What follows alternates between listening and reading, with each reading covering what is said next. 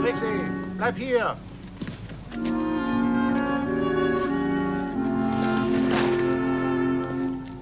Komm hierher! Komm!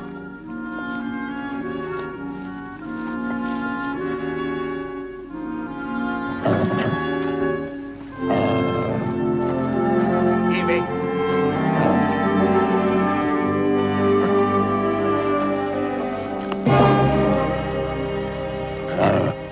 John! Komm doch mal her!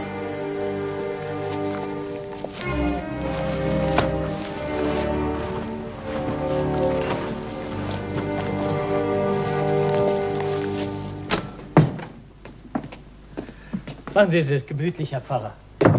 Meine Mutter wird gleich kommen.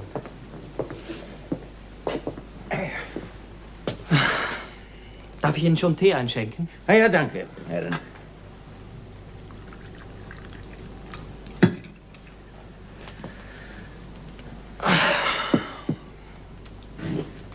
Sag mal, was ist dir denn über die Leber gelaufen?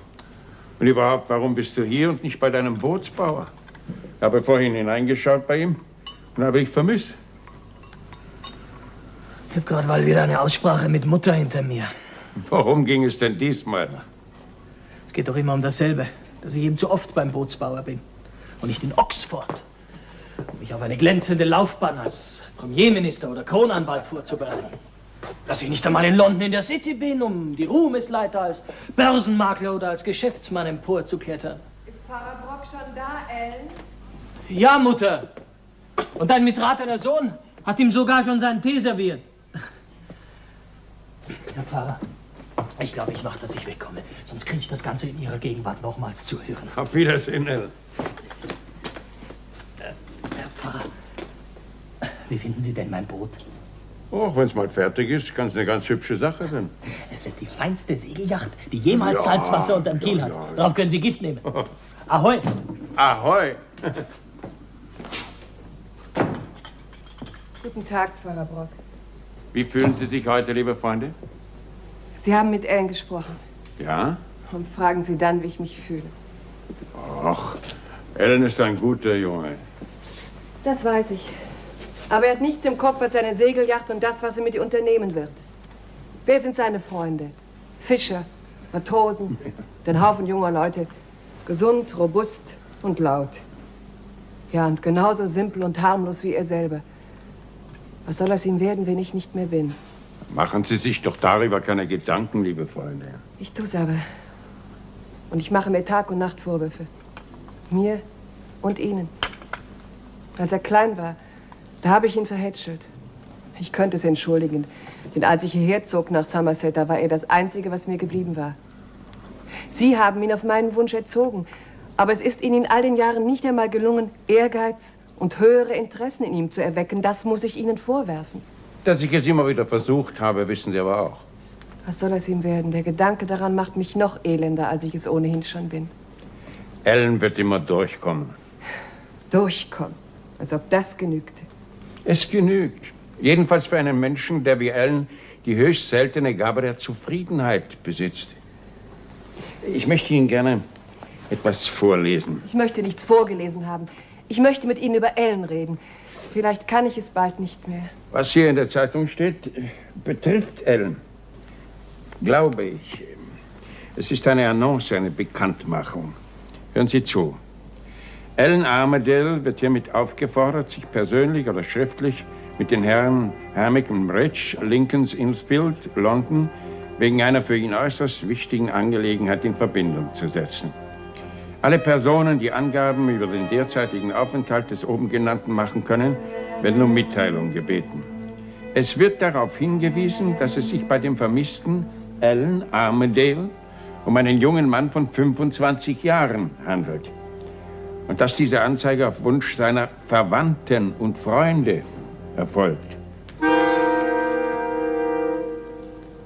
Was haben Sie? Geben Sie her.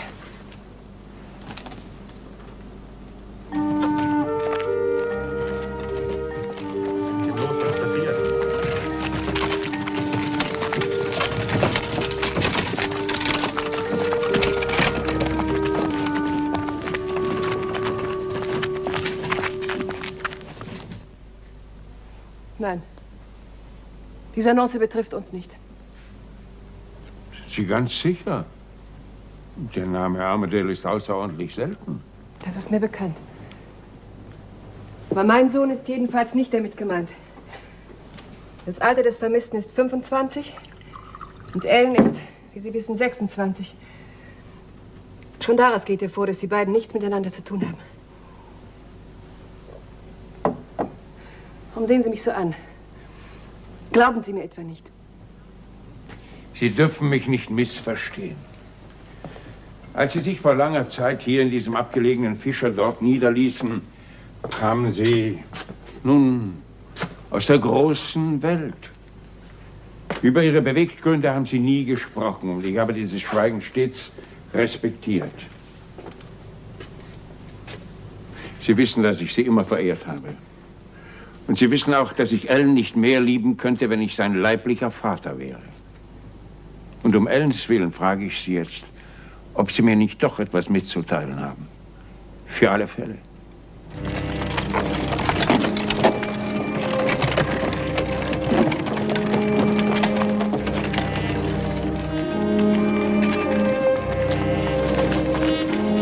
Wer ist das? Keine Ahnung, ich habe ihn auf meinem Feld gefunden.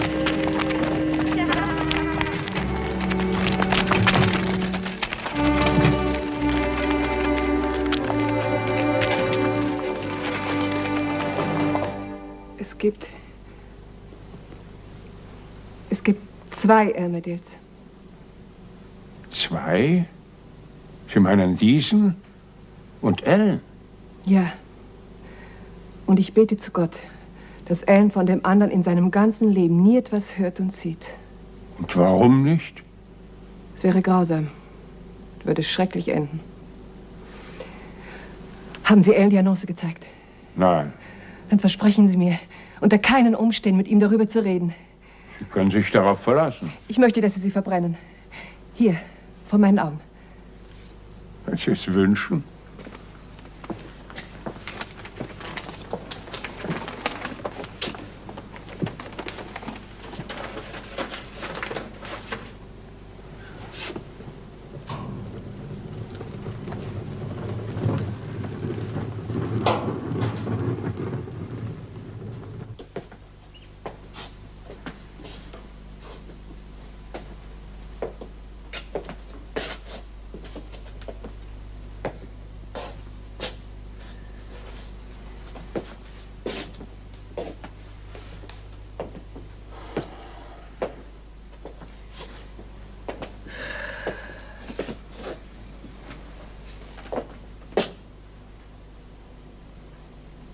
Wenn er das Fieber übersteht, hat er eine Chance. Glaub's aber nicht. Können Sie ihn nicht ins Spital schaffen lassen? 10 Meilen in seinem Zustand. Er ist ja jetzt schon mehr tot als lebendig. Ich will ihn nicht im Haus haben. Mit dem Zeug, das er bei sich hat, da kann man ja nicht einmal seine Beerdigung bezahlen. Das soll der Pfarrer entscheiden. Schließlich ist er hier Friedensrichter. Schicken Sie nach ihm. Hab ich schon. Der junge Armadale holt ihn. Ich brauche heißes Wasser. Für den? Nein, für mich. Ich will mir die Hände waschen.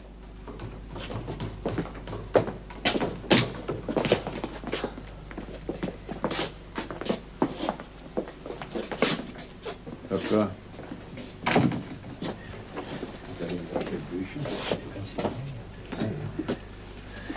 Wird er durchkommen? Die Tragödien des Sophokles im griechischen Original? Goethes Faust in Deutsch? Und da behauptet der alte John, dass das ein Vagabund ist. Er ist Lehrer. Hilfslehrer, um genau zu sein. Das ist das Zeugnis seiner letzten Stellung. Man hat ihn entlassen, als er krank geworden war. Hatten Angst, er könnte die Schüler anstecken. Ja, und Unkosten verursachen, stimmt's? Vermutlich haben Sie recht, Ellen. Aber das Zeugnis ist sehr gut und von Segenswünschen für den ferneren Lebensweg ist auch darin die Rede.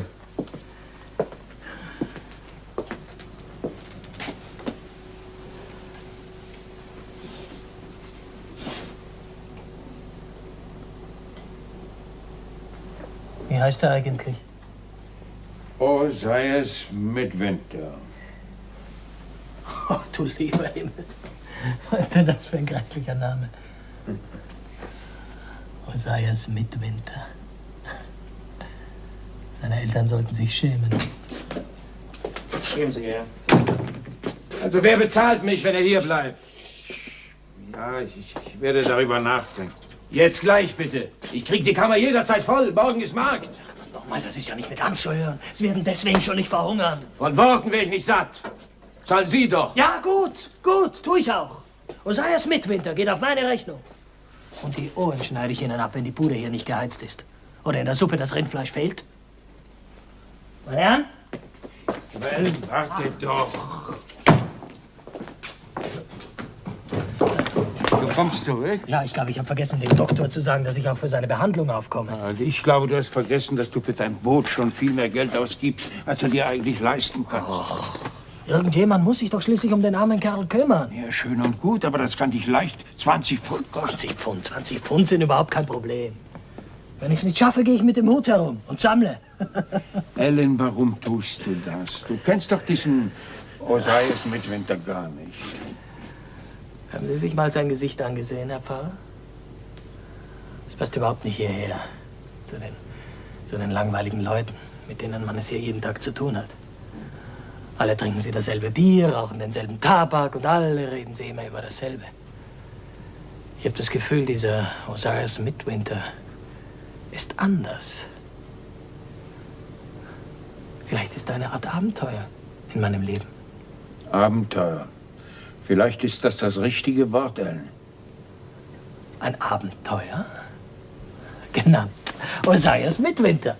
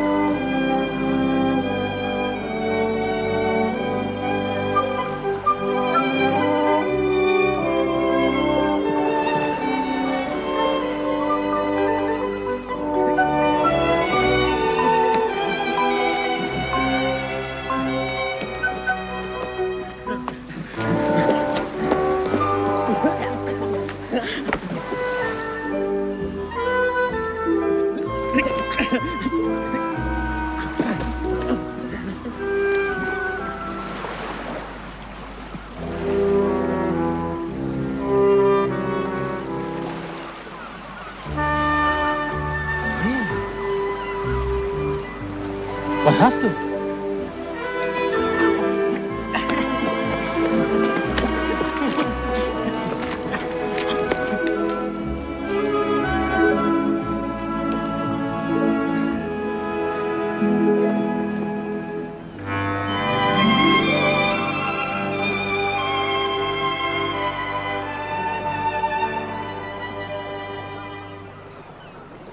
Wer ist dieser Mensch, Pfarrer Brock?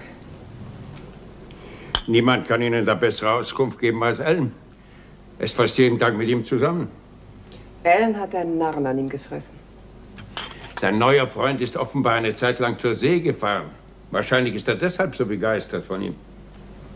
Wie ist Ihr Urteil über ihn? Schwer zu sagen.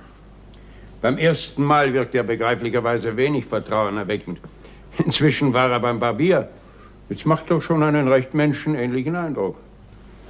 Ich habe gehört, er soll wie ein Ausländer aussehen. Sagen wir besser wie ein Engländer aus unseren Kolonien. Aus den Kolonien? Ja. Seine Mutter könnte ein Mischblut gewesen sein. Warum beunruhigt Sie das? Glauben Sie, dass er tatsächlich Ozias Midwinter heißt? Na, das glaube ich ganz bestimmt. Kein Mensch auf Gottes Erde würde sich einen solchen Namen freiwillig zulegen. Ozias. Aber wenn er nur hier herumspionieren will. Hier? Ich wüsste nicht, was es bei uns zu spionieren gäbe. Der Doktor hat mir gesagt, dass Midwinter sich eingehend bei ihm nach Ellen und mir erkundigt hat. Wundert Sie das, nach allem, was Ellen für ihn getan hat? Er hätte Ellen selbst fragen können. Vielleicht hat er es aus Takt nicht getan. Aber von sich und von seiner eigenen Familie hat er nichts erzählt. Wahrscheinlich hat ihn niemand danach gefragt. Doch. Das hat man. Ach, dann kann es nur der Doktor gewesen sein und auch der nur in Ihrem Auftrag. Habe ich recht? Er hat mir berichtet, Midwinter habe es sehr geschickt vermieden, auf seine Fragen einzugehen. Hat man Ihnen auch berichtet, dass er Allens Auslagen bis auf den letzten Penny zurückgezahlt hat? Vielleicht hören Sie das nicht gern, liebe Freundin, aber es ist so. Er hat sich übrigens das Geld von einer Bank in London kommen lassen. Also wenn das wahr ist, dann verstehe ich nicht, was er hier noch zu suchen hat, jetzt, wo er wiederhergestellt ist. Nein, nein, nein, nein. Ich weiß, was Sie wollen. Ich bin Ihnen sehr ergeben. Aber es ist völlig zwecklos, mich zu bitten, dass ich Midwinter aufsuche und ihm nahelege, aus Somerset zu verschwinden. Ich wäre sehr glücklich, wenn Sie es tun würden. Ich tue es trotzdem nicht. Obwohl Sie wissen, welcher Gedanke mich beunruhigt? Ja, ich weiß, woran Sie denken. Ich habe es sofort gewusst. Aber das ist doch absurd. Ich weigere mich, eine solche Möglichkeit auch nur anzunehmen. Dann helfen Sie mir, wieder Ruhe zu finden. Wie und wodurch? Gehen Sie zu Midwinter. Forschen Sie ihn aus. Ich muss wenigstens wissen, wer er wirklich ist. Nur das, Pfarrer Brock. Bitte.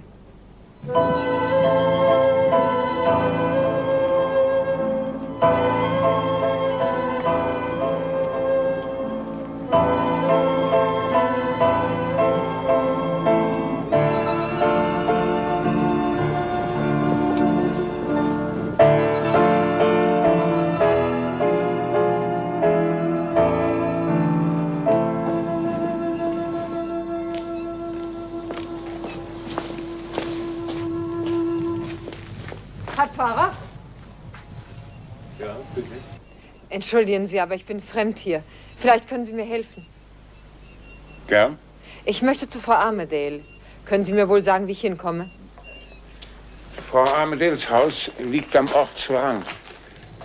Gehen Sie die Straße hinunter. Wenn sie zu Ende ist, biegen Sie nach links ab. Nach etwa 30 Schritten liegt es auf der linken Seite. Das Haus hat einen ziemlich großen Vorgarten. Danke. Sie kennen Frau Armadale? Ja, von früher. Wir waren befreundet. Nochmals vielen Dank, Herr Pfarrer.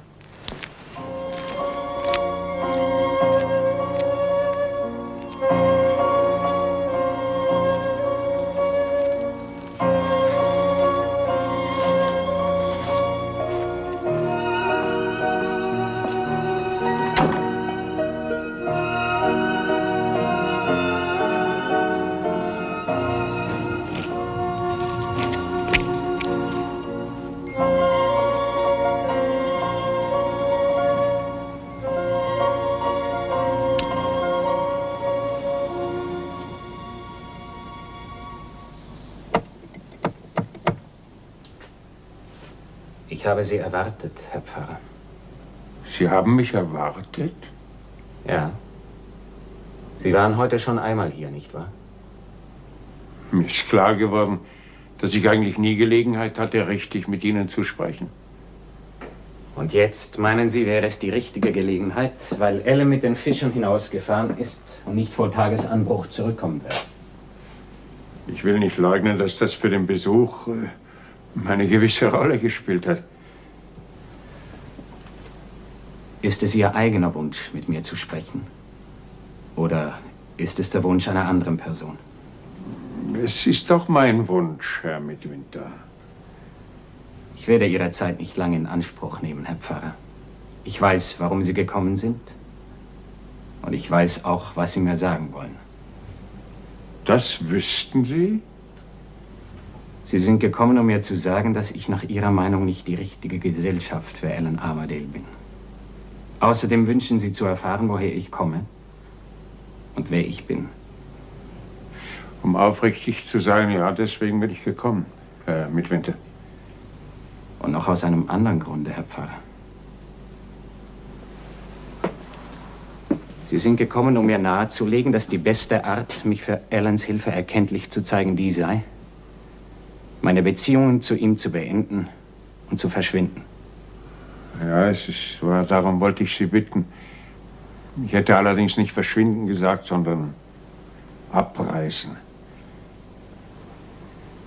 Ich werde abreisen, Herr Pfarrer. Ich hatte es ohnehin vor. Bis Allen zurück ist, werde ich nicht mehr da sein. Leben Sie wohl. Wir werden uns nicht mehr wiedersehen, Sir.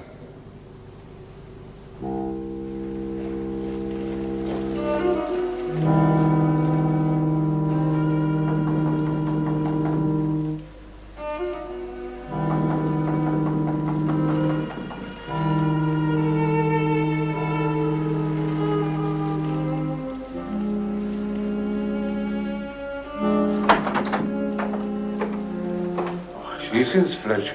Was gibt's? Der Doktor schickt mich, Herr Pfarrer. Mit Frau Armadale ist was passiert. Sie sollen gleich mitkommen. Ja, kommen Sie einen Moment herein. Ich zieh mich gleich an.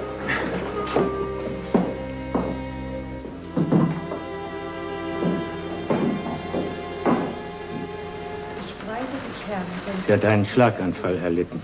Wann ist es geschehen? Gegen Abend. Das Mädchen sagt, sie soll sich seit gestern in einer ständig wachsenden Erregung befunden haben. Den ersten Anlass dazu muss offenbar der Besuch einer Dame aus London gegeben haben. Eine Frau mit einem roten Schal? Sie hat mich nach dem Haus gefragt. Hat sie ihren Namen genannt? Nein, sie hat sich als eine Freundin von Frau Armadale aus früheren Tagen eingeführt.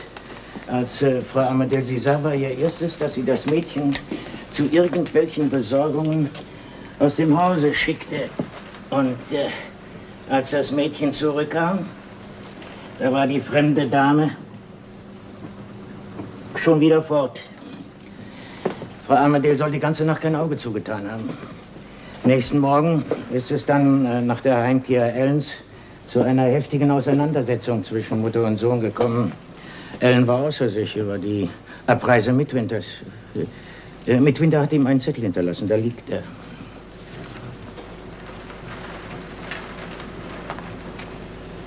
Pfarrer Brock hat recht. Es ist besser, wenn ich gehe. Nochmals danke für alles und adieu. O.M. Wo sei es Midwinter? Ellen hätte eigentlich die Szene mir machen müssen. Er hat gewusst, dass seine Mutter die treibende Kraft gewesen ist. Ich kann mir vorstellen, dass es zwischen den beiden sehr heftig zugegangen ist. Ellen hat geschrien. Er würde nicht eher Ruhe geben, bis er seinen Freund wiedergefunden habe. Und dann hat er sich aufs Pferd gesetzt und ist auf und davon. Haben Sie sonst noch etwas erfahren? Ja, noch etwas, das ich nicht verstehe. Frau Armadale soll während des Krachs die Absicht geäußert haben, in eine andere Gegend zu übersiedeln. Ist das wahr? Wussten Sie nichts von einem solchen Plan? Überhaupt nichts. Ich höre zum ersten Mal davon. Das ist merkwürdig. So wie Sie mit Frau Armadale stehen? Ja, sehr merkwürdig. Ja, und warum wollte sie plötzlich von ihr fort? Ja, vielleicht hat sie sich von einem Ortswechsel etwas für ihre Gesundheit versprochen. Ja, ich muss mich jetzt ein paar Stunden hinlegen. Benachrichtigen Sie mich, wenn was Besonderes ist. Sonst komme ich morgen früh wieder vorbei. Dankeschön, danke. Ja, danke sehr.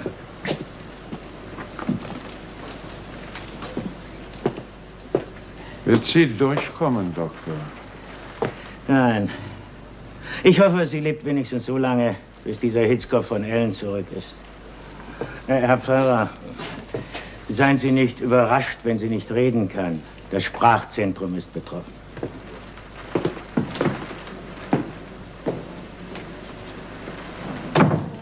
Dich, denn mir ist Angst. Meine Gestalt ist verfallen vor Trauern. Dazu meine Seele und mein Leib. Denn mein Leben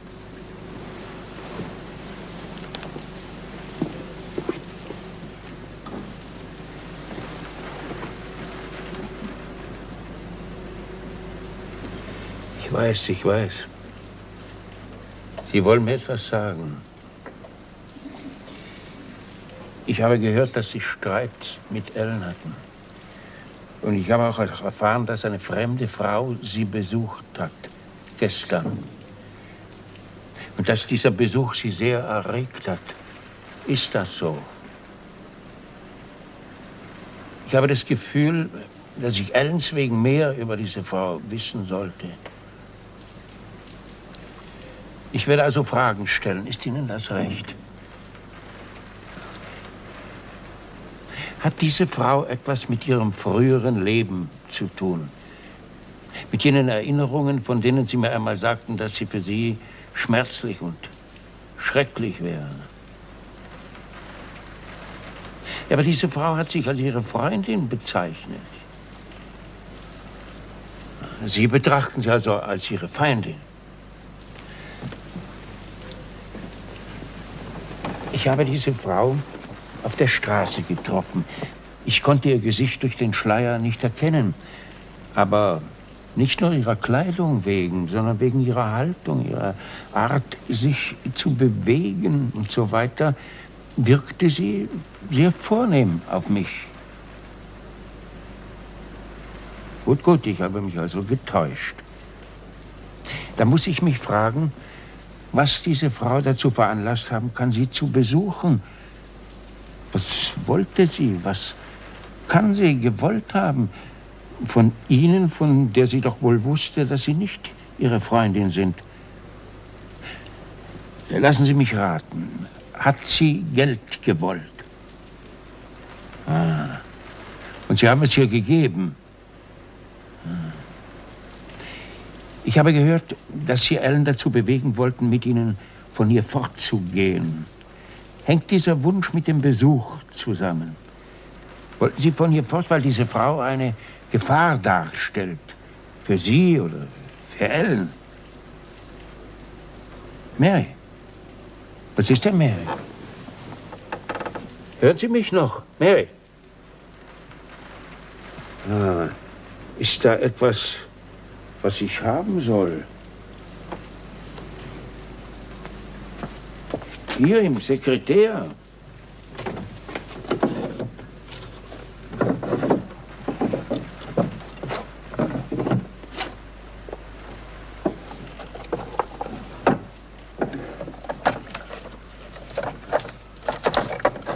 Ja, aber ja, ich kann da nichts finden.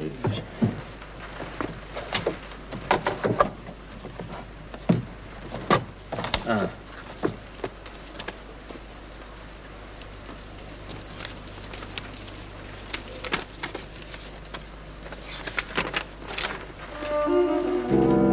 Schützen Sie Ellen vor seinem Namensvetter.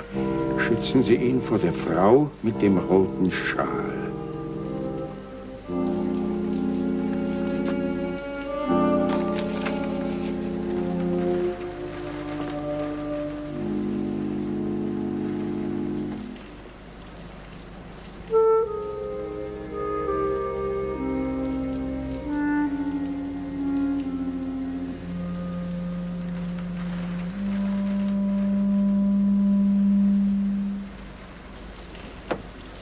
Ich verspreche es dir, Mary.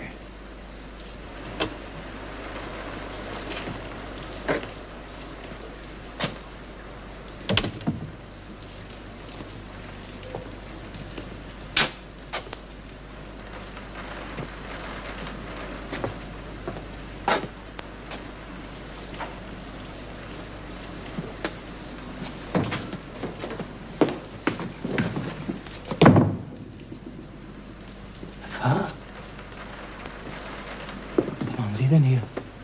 Um diese Zeit?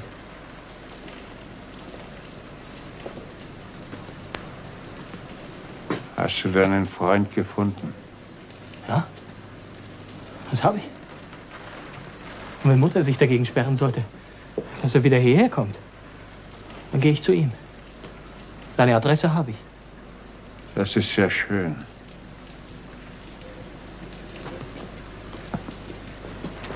Nimm deinen Hut ab und geh hinein. Deine Mutter ist eben gestorben.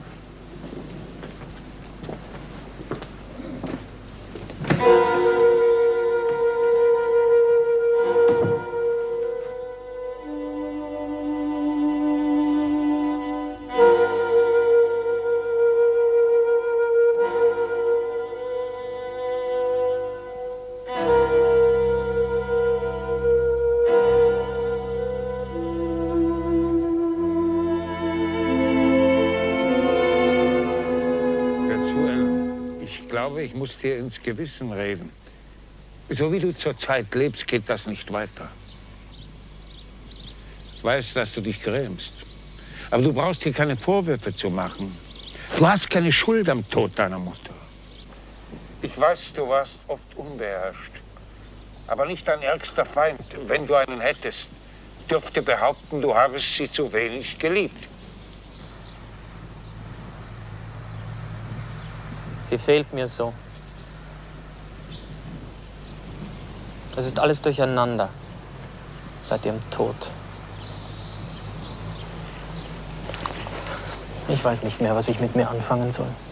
Es wird sich finden. Tu etwas. Tu zunächst einmal einfach das, was getan werden muss. Und was wäre das? Auf dem Postamt liegt ein amtliches Schreiben für dich. Der Briefträger versucht seit Tagen, es loszuwerden. Geh hin und hol es endlich ab.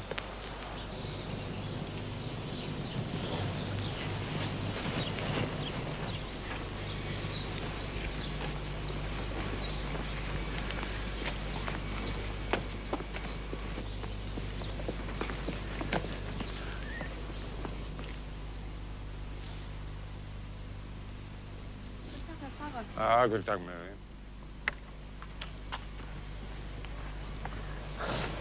Irgendwelche Anwaltsmenschen wollen etwas von mir. Ich werde nicht ganz schlau daraus. Deine Mutter war eine geborene Blanchard? Ja, wieso? Es handelt sich um das Testament deines Großvaters. Du musst schleunigst nach London. Oh, bitte. Wenn es unbedingt sein muss. Wenn du nichts dagegen hast, werde ich dich begleiten. Also, in Gottes Namen nach London. Das Testament von Herrn Blanchard, Ihrem Großvater mütterlicherseits, hat wie üblich die Ansprüche der männlichen Nachkommen vor die der weiblichen gesetzt. Durch eine vom Erblasser nicht vorauszusehende traurige Folge von Todesfällen ist aber kein männlicher Erbe mehr vorhanden. Damit geht der Blanchardsche Besitz auf Sie über, Herr Armadale. Ah, so ist das. Ja, Dankeschön, Sir. Sie sagten eine traurige Folge von Todesfällen. Wie ist das zu verstehen? Es begann wohl mit dem Selbstmordversuch einer unbekannten Frau, bei deren Rettung einer der Söhne von Herrn Blanchard ums Leben kam. Und man weiß nichts Näheres über diese Frau? Nur, dass sie sehr schön sein soll und einen auffallenden roten Schal trug. Was sollen denn diese fremden Geschichten? Ich habe geerbt. Schluss aus. Es ist ein sehr stattlicher Besitz, Herr Armadale, wie Sie unschwer den Unterlagen entnehmen können. Das Gut Thorpe Ambrose hat einen Ertrag von 12.000 Pfund im Jahr. Ich wiederhole, 12.000 Pfund. Und sein Herrenhaus wird von Kennern als ein Muster insularer Baukunst hochgeschätzt. Ein sehr stattlicher Besitz. Ja, das sagten Sie bereits, Sir. Komm, komm. Entschuldigen Sie, Sir. Ich wollte nur sagen, das habe ich schon gehört. Sie scheinen nicht übertrieben angetan von der Möglichkeit, in der begüterten Aristokratie unseres Landes eine glänzende Rolle zu spielen, Herr Armadale. Nein, nicht übertrieben, Sir. Wissen Sie, meinetwegen hätten die männlichen Blanchards nicht auszusterben brauchen. Ich bin nicht rasend anspruchsvoll. Was ich vorher zu meinem Glück nötig hatte, das habe ich auch schon gehabt. Außerdem habe ich die Blanchards nie leiden können. Ich glaube, das gehört nicht hierher. Oh, und ob das hierher gehört. Die Blanchards haben meine Mutter mehr oder weniger vom Gut vertrieben, ja? Sie haben sich hartherzig und schäbig benommen, um das Kind beim Namen zu nennen. Ihr Vater und ihre Brüder genauso. Meine Mutter hat ihretwegen oft geweint, als sie noch klein war. Ich habe es nicht vergessen. Wollen Sie die Erbschaft etwa nicht annehmen, Herr Armadale? Doch, doch. Ich nehme sie an. Ich nehme sie an. Aber wenn Sie glauben, dass ich nichts Besseres zu tun habe, als Tante Bede auf Thorpe Ambrose den Landjunker zu spielen, dann sind Sie auf dem Holzweg. Ellen. Und was hätten Sie Besseres zu tun, wenn ich fragen darf? Sie dürfen, Sir. Ich werde eine Jungfernreise veranstalten. Bitte, was werden Sie veranstalten? Wissen Sie überhaupt schon, dass ich mir daheim in Somersetshire eigenhändig eine Yacht gebaut habe? Er muss eine sehr eigenartige Erziehung genossen haben. Also zuerst werden wir hier hinaufsegeln, immer hübsch die Küste von Wales entlang. Und dann weiter bis zur Insel Man. Das wird eine fulminante Angelegenheit. Und wenn wir Glück haben, dann kriegen wir zwischendurch einen netten kleinen Sturm. Oh, no. Und da wird sich zeigen, was mein sauberes Mahagoni-Mädchen auf dem Kasten hat.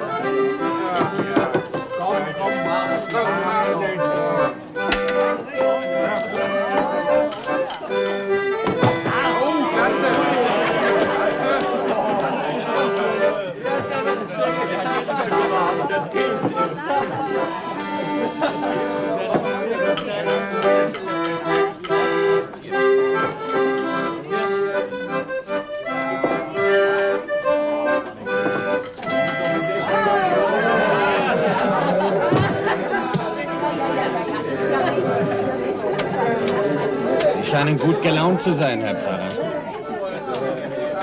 Die Fahrt hierher zur Insel Man hat ihm gut getan. Wenn ich morgen das Boot verlasse, werde ich in dem dankbaren Gefühl nach Hause reisen, dass er wieder der Alte ist. Und ich werde Gott bitten, dass es so bleibt. Ich weiß, der einzige Schatten auf Ihrem Glück bin ich. Sie hätten reichlich Zeit gehabt, ihn zu vertreiben. Wir waren lange genug zusammen. Geh schlafen. Gute Nacht.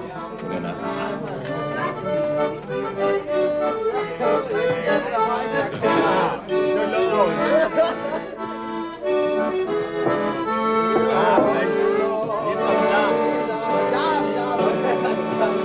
Der hat sowieso viel zu wenig Schlaf. Der Bogen.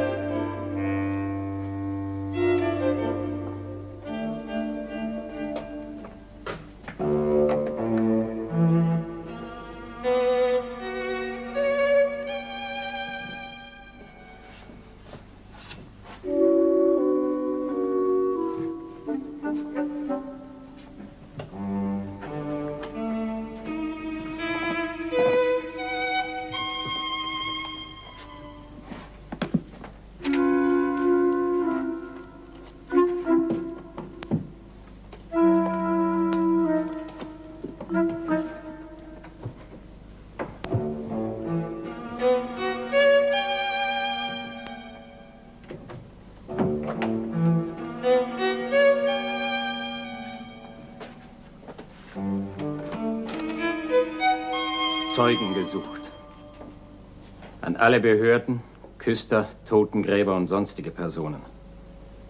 20 Pfund Belohnung erhält, wer glaubhaft beweisen kann, dass Alan Armadale, einziger Sohn des verstorbenen Alan Armadale, geboren 1830 in Trinidad, nicht mehr am Leben ist. Weitere Auskunft erteilen auf Anfrage Hammick & Bridge, Lincoln's Inn Fields, London.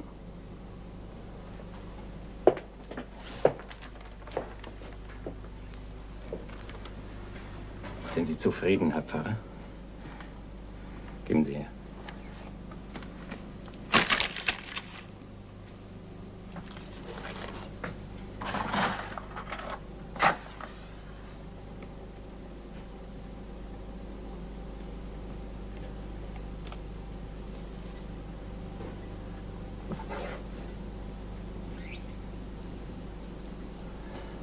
Ich bin der Mann, den Sie finden wollten, Herr Pfarrer. Und der Mann, den zu finden Sie befürchtet hatten. Sie sind? Ja. Ich bin Alan Armadale. Der andere Alan Armadale. Der Sohn eines Mörders. Dann bitte ich Sie von Herzen, wenn Sie mir etwas zu sagen haben, sagen Sie es mir. Ich wollte es schon lange, aber ich hatte nicht den Mut dazu. Nicht den Mut? Sie? Sie würden nicht so fragen, wenn Sie die Geschichte kennten, die ich Ihnen zu erzählen habe. Erzählen Sie sie mir. Erzählen Sie sie mir jetzt. Ich muss wissen, wer der Mann ist, dem Alan seine Freundschaft schenkt und bei dem ich ihn zurücklasse, wenn ich morgen nach Hause reise. Ich werde sie Ihnen erzählen. Es ist die Geschichte meines Vaters. Ich habe sie selbst erst vor kurzem erfahren. Ganz erfahren. Durch einen Brief, der mir nachgeschickt worden ist. Es ist die Geschichte eines Lebens, das zerstört wurde durch Verrat und eine teuflische Fälschung. Und es ist die Geschichte eines Verbrechens, begangen auf dem französischen Holzfrachter Grâce de Dieu. Mein Vater hat sie in einem deutschen Kurort auf seinem Sterbebett einem Landsmann diktiert. Als Vermächtnis für mich. Mein Vater wurde auf der Insel Barbados geboren. Er lebte dort auf dem Familienbesitz mit seiner Mutter, die früh verwitwet war. Eigentlich hieß er Matthew Wentmore. Aber als er 21 wurde, adoptierte ihn sein Patenonkel, der die reichsten Plantagen auf Barbados besaß, jedoch in England lebte. Der Onkel hieß Allan Armadale. Mein Vater sollte sein Erbe werden unter der Bedingung, dass er und seine Nachkommen den Namen Allan Armadale führten. Dies deshalb, weil er seinen eigenen Sohn, gleichen Namens, krimineller Delikte wegen enterbt und verstoßen hatte. Als der Onkel bald danach starb, war mein Vater der reichste Grundherr auf der Insel. Etwa um dieselbe Zeit war ein junger Mann von großem persönlichem Charme und mit vollendeten Manieren nach Barbados gekommen. Ein gewisser Fergus Ingleby. Mein Vater mochte ihn sogleich und verschaffte ihm einen Posten in der Güterverwaltung. Es dauerte nicht lange und sie waren die besten Freunde. Der Mutter meines Vaters hatte Ingleby von Anfang an missfallen. Um die beiden auseinanderzubringen, fasste sie den Entschluss, den Sohn zu verheiraten. Und zwar mit der Tochter eines alten Verehrers von ihr. Dieser Verehrer, Blanchard mit Namen, besaß das Gut Thorpe Ambrose in Norfolk. Der Plan sagte Herrn Blanchard zu, und da er gerade aus Gesundheitsgründen mit seiner Familie auf Madeira weilte, lud er meinen Vater zu einem Besuch ein. Er war klug genug gewesen, der Einladung ein Miniaturbildnis seiner Tochter beizufügen. Mein Vater verliebte sich sogleich in das schöne Mädchen. Und fortab hatte er nur noch den einen Wunsch: Fräulein Blanchard möglichst rasch zu seiner Frau zu machen. Unmittelbar vor seiner Abreise wurde mein Vater von einer rätselhaften Krankheit befallen. Es erwies sich, dass sie ihm durch ein landesübliches Gift, das die Eingeborenen verwendeten, beigebracht worden war. Lange schwebte er zwischen Leben und Tod. Als er endlich seine Umwelt wieder erkennen konnte, war sein Schiff nach Madeira bereits in fernen Gewässern. Auch Fergus Ingleby war nicht mehr da. Man hatte Betrügereien in den Geschäftsbüchern entdeckt und seither war er verschwunden. Sobald mein Vater wieder bei Kräften war, reiste er mit dem nächsten Schiff nach Madeira. Seine Mutter hatte Herrn Blanchard von der Erkrankung benachrichtigt, jedoch keine Antwort erhalten. Eines Abends war mein Vater am Ziel. Unverzüglich begab er sich zum Hause der Blanchard. Das Herz klopfte ihm bis zum Halse. Gleich würde er dem geliebten Wesen, dessen Bild er so viele Tage und Nächte sehnsuchtsvoll in seiner Seele getragen hatte, gegenübertreten. Und alle seine Träume würden sich endlich erfüllen. Ich möchte Herrn Blanchard meine Aufwartung machen. Ich bedauere sehr. Herr Blanchard ist bereits zur Ruhe gegangen und darf nicht mehr gestört werden. Dann könnte ich vielleicht von Fräulein Blanchard anfangen werden. Es gibt kein Fräulein Blanchard mehr, mein Herr. Wie soll ich das verstehen? Ganz einfach. Unser Fräulein hat kürzlich geheiratet. Das ist gelogen. Sagen Sie, dass das gelogen ist? Aber nein, es ist wahr. Ihr Gatte ist drinnen im Hause. Er ist drin im Haus? Und wie heißt er, du verdammter Idiot? Es ist Sir Allan Armadale aus Barbados.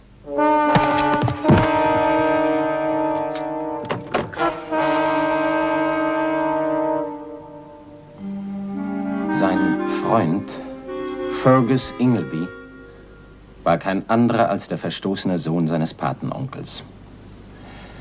Er hatte sich an meinem Vater für das verlorene Erbe gerächt. Er war nach Madeira gereist mit der Absicht, zu Herrn Blanchard zu gehen und sich ihm unter seinem richtigen Namen, Allan Armadale, der auch der Name meines Vaters war, vorzustellen. Mein Vater hatte nie Geheimnisse vor Ingleby gehabt und so konnte dieser die Fragen des alten Herrn Blanchard mit Leichtigkeit beantworten. Die Liebe des Mädchens zu erringen bereitete ihm keine Mühe. Er war der geborene Verführer und verstand sich auf Frauen. Während mein Vater auf Barbados krank da niederlag, wurde auf Madeira die Hochzeit festgesetzt und fand statt.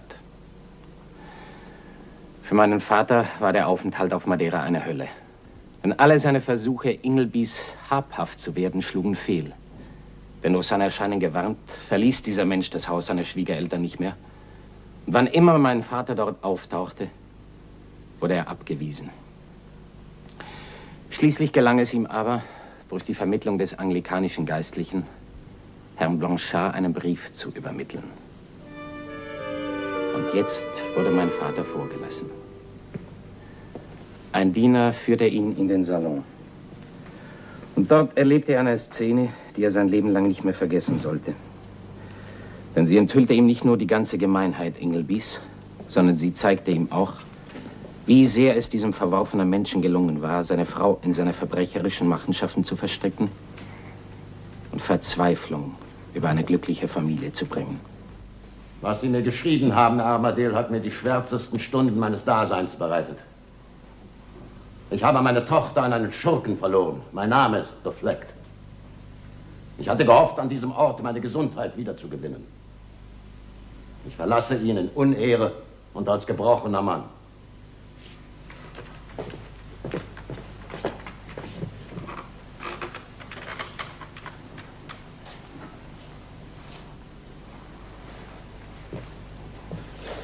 Nachdem ich Ihren Brief erhalten hatte, habe ich diesen Menschen zur Rede gestellt. Er hat mir mit schamloser Offenheit alles gestanden, lachend und ohne die geringste Reue. Warum auch? Er verfügt über die Mitgift meiner Tochter, die ihm völlig ergeben ist. Und er weiß, dass ich nichts gegen ihn unternehmen kann, ohne die Schande öffentlich zu machen. Zum Nachteil meiner Söhne, die bereits nach England abgereist sind. Wie konnten Sie sich derart täuschen lassen, Sir? Meine Mutter hatte Sie davon unterrichtet, dass ich erkrankt sei. Hat Ihnen das denn um Gottes Willen nicht zu denken gegeben? Sie tun mir Unrecht. Erst seit gestern weiß ich von einem solchen Brief. Sie haben ihn nicht bekommen? Nein.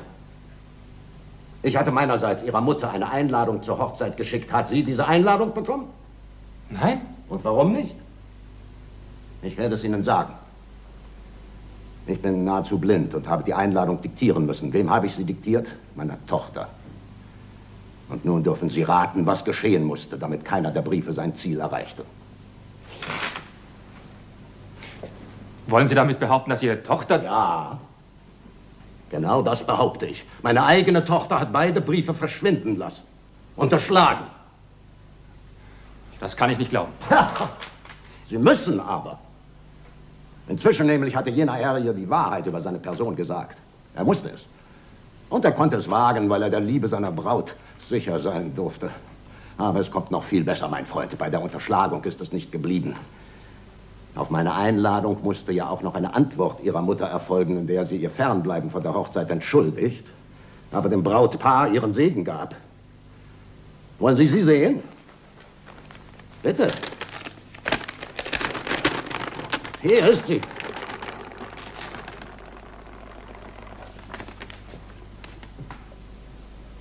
Das ist die Handschrift meiner Mutter. Ja. Wenn sogar Sie das glauben, bin ich entschuldigt. Tatsächlich aber handelt es sich um eine Fälschung. Eine perfekte Fälschung. Die Vorlage war der unterschlagene Brief Ihrer Mutter. Und von wem stammt diese Fälschung? Von Ingleby? Nein. Nicht von ihm und auch nicht von meiner Tochter. Jener Herr fühlte sich nicht geschickt genug dazu und meine Tochter hat sich offenbar geweigert, das zu versuchen. Wer war es dann? Die Zofe meiner Tochter. Bringen Sie das Mädchen herein. Ja, Sir. Sie ist seit Jahren bei uns. Ich hatte sie daheim in Norfolk von einer gewissen Frau Aldershaw aus Mitleid bei uns aufgenommen. Und so wurde sie die Zofe meiner Tochter. Sie werden erstaunt sein.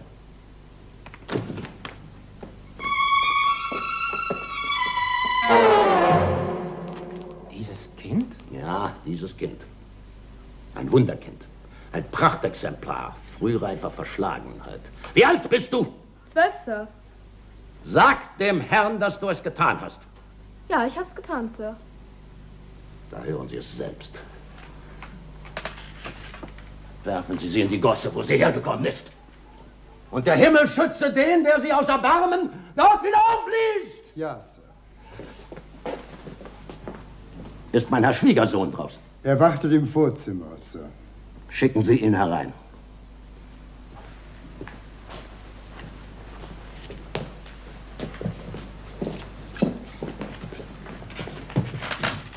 Diese Begegnung ist in Ihrem Sinne, darf ich annehmen. Ich warte seit Tagen auf diese Gelegenheit.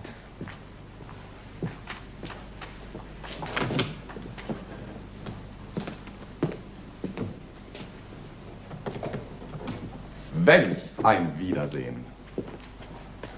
Du Schuft. Sei nicht unvorsichtig, Ellen. Du bist der bessere Schütze von uns beiden. Aber du weißt auch, dass ich dich mit der bloßen Faust jederzeit umhauen kann. Wir waren sehr sportlich auf Barbados, Sir. Schweigen Sie. Sie werden Herrn Armadale Genugtuung geben. Weniger pompös ausgedrückt, ich soll mich duellieren. Nein, Sie müssen. Und wenn es einen gerechten Gott gibt, so werden Sie dabei liegen bleiben. Dankend abgelehnt, Sir. Das mag für Sie eine reizvolle Aussicht sein, nicht für mich. Ich verabscheue diesen Duellunfug von Herzen. Ich bin ein aufgeklärter Mann, glücklich verheiratet und aufgrund unmissverständlicher Anzeichen zweifellos bald Familienvater. Aus Vernunft und Verantwortung wiederhole ich meinen gestrigen Vorschlag. Erlauben Sie gütigst, dass ich mit meiner Frau den Staub Madeiras von den Füßen schüttle und ich werde nie wieder Ihre Wege kreuzen. Ich habe, was ich will. Und mit Ellen Armadale fühle ich mich quitt. Schluss, Ingleby. Sie werden sich mir stellen. Oder ich werde Sie abschießen wie eine Ratte, sobald Sie dieses Haus verlassen. In diesem Falle werden Sie nicht lange zu warten brauchen, mein Freund. Wenn der Kerl sich weiter sträubt, schmeißen ihn meine Diener auf die Straße, noch ehe er bis 50 gezählt hat. Und an Ihre Tochter denken Sie nicht, Sir?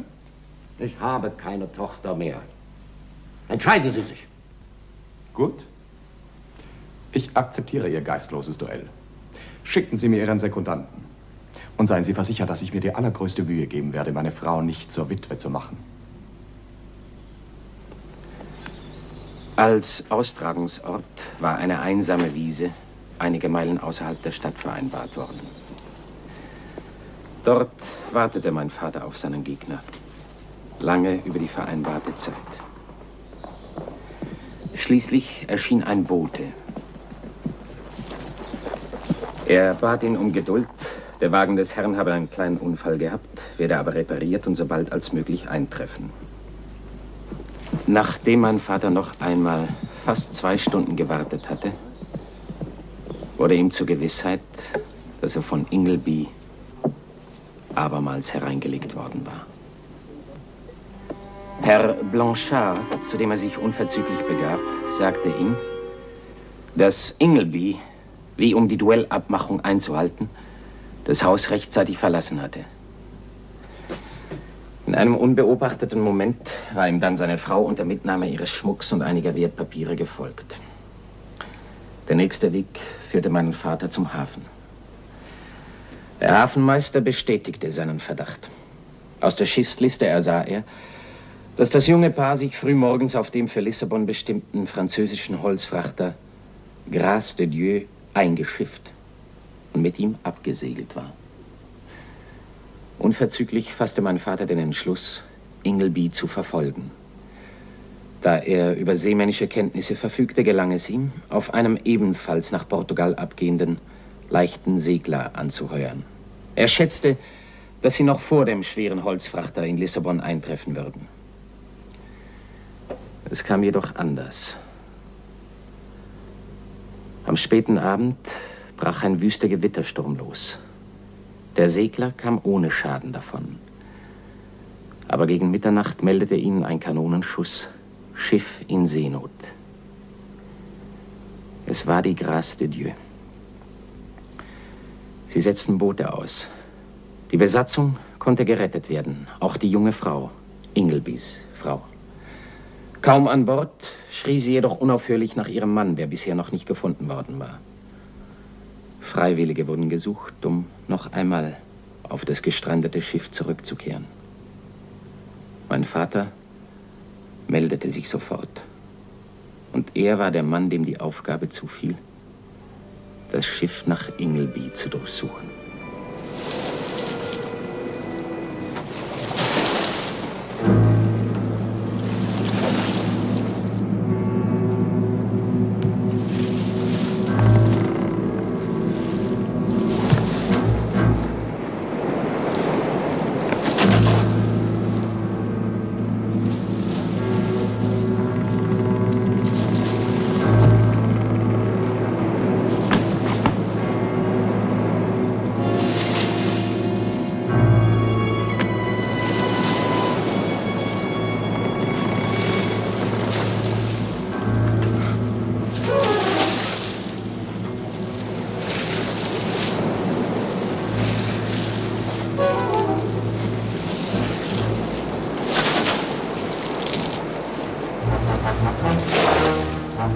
Der Schmuck.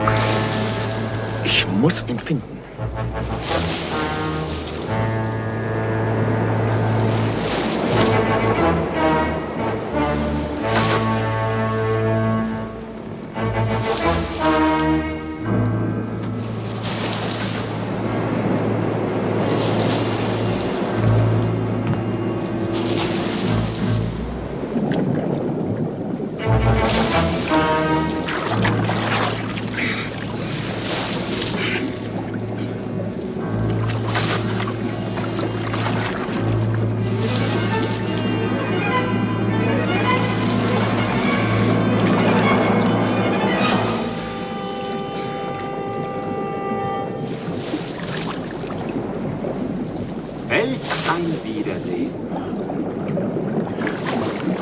Du kommst hier nicht mehr heraus, Fergus Ingleby. Du bist meiner Pistole davongelaufen. Das war ein Fehler. Eine Kugel wäre gnädiger gewesen. Jetzt wirst du ertrinken, Fergus Ingleby. Lass mich leben, Ellen. Nimm den Schmuck. Nimm alles, was du willst. Aber lass mich leben. Ja, gib mir den Schmuck. Komm. Komm. Gib ihn mir. Wirf ihn mir her.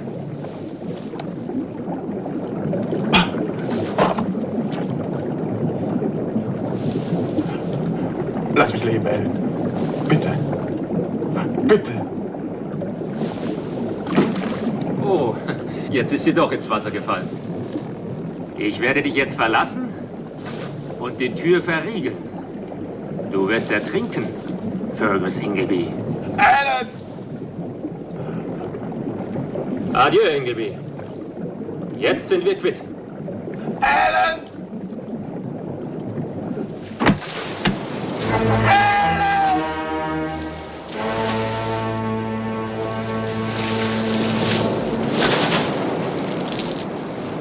Er ist nirgends zu finden! Augen runter! Wir müssen weg!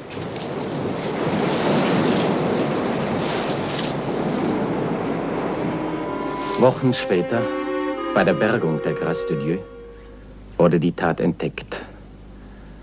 Aber da war mein Vater längst auf Trinidad. Infolge einer Falschmeldung galt er für tot. Die Nachforschungen wurden eingestellt. Er heiratete eine Einheimische.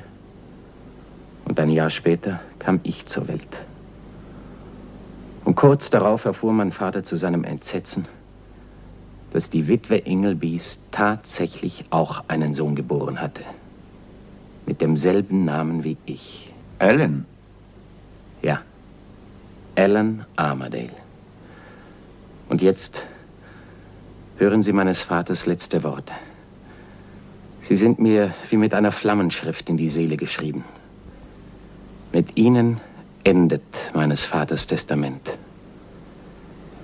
Mein Sohn, vom Rande des Grabes flehe ich dich an, beschwöre ich dich. Meide die Witwe des Ermordeten. Meide die verschlagene Zofe, die damals die Fälschung hergestellt hat. Vor allem aber meide deinen Namensvetter. Nimm notfalls einen anderen Namen an. Lege Gebirge und Meere zwischen dich und jenen Armadale. Handle wider deine Natur. Sei undankbar, sei herzlos. Alles ist besser, als dass du nur einmal die gleiche Luft mit diesem Menschen atmest. Oder mit irgendeiner Person, die zu seinem Kreise gehört. Niemals dürfen sich die beiden Armadales auf dieser Welt begegnen. Niemals. Dann starb mein Vater.